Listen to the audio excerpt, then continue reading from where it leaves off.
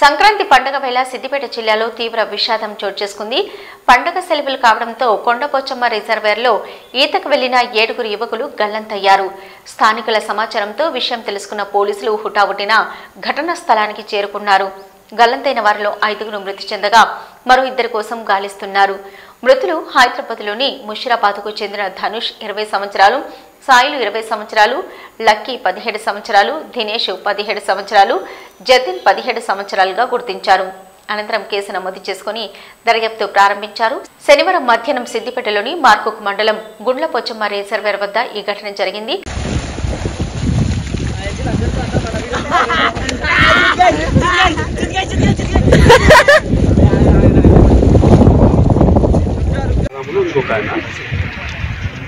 వీళ్ళు సందర్శన కోసమే వచ్చారు. మొత్తం 7 వచ్చారు.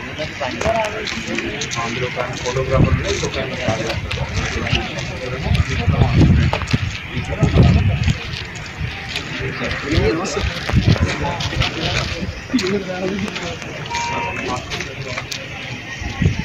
Okay sir.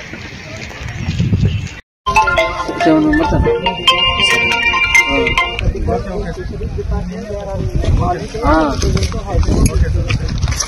ఫస్ట్ వెనకలికి వెళ్ళిపోతారు. వాటర్ ఫోర్స్ ఎయిర్ ఫోర్స్ అంతా అటు సైడ్ ఉంది. వెనకలికి వెళ్ళిపోయారు, మునిగిపోయారు.